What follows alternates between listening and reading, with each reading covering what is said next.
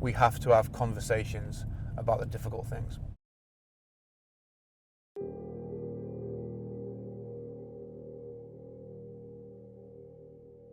So I grew up in Scarborough, which is a small coastal town. It's about an hour and 15-minute drive from here.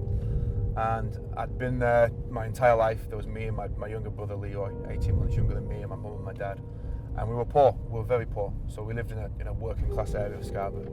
And the only way that I could afford to move to Leeds was to move here, which is, this area is called Armley. It's a real kind of working class, blue collar area. And it's cheap to live. You know, it's okay, but it wasn't great, but it got me here. And when I first moved to Leeds, I had to live in this house here. With the white one with the chip paint work.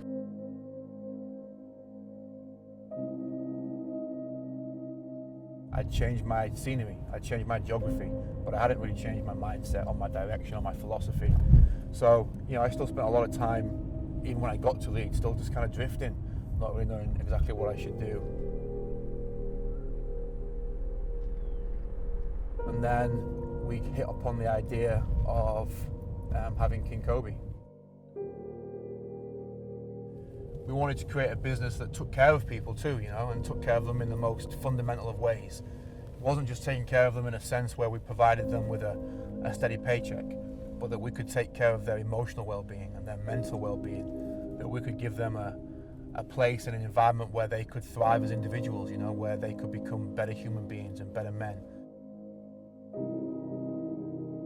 The great thing about King Koby, which is the same thing about any family or group of people, is that you recognise very early on that you can achieve far more together than you can do apart.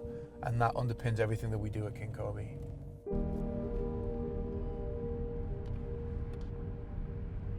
Often we talk about happiness like it should be the pinnacle of our lives, like happiness should be the one thing that we're all struggling to achieve. And I think that's a well-intentioned lie.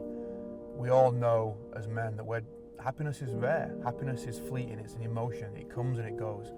But happiness certainly isn't enough for us to sustain our being and to want to keep pushing forward in life.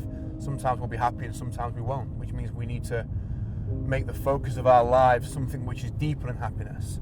And so you say, well, what's deeper than happiness? What could possibly be more noble to aim for than happiness? And I think the answer to that is meaning and responsibility.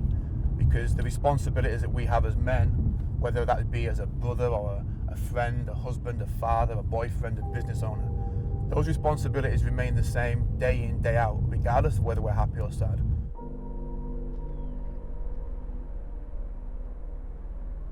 We have to speak about our failures, we have to embrace them, we have to speak about our weaknesses, and we have to embrace them.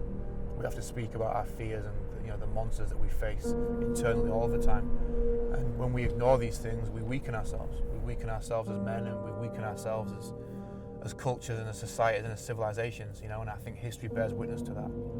So the more that we open ourselves up to these conversations and the more that we speak honestly with each other, then the better we become.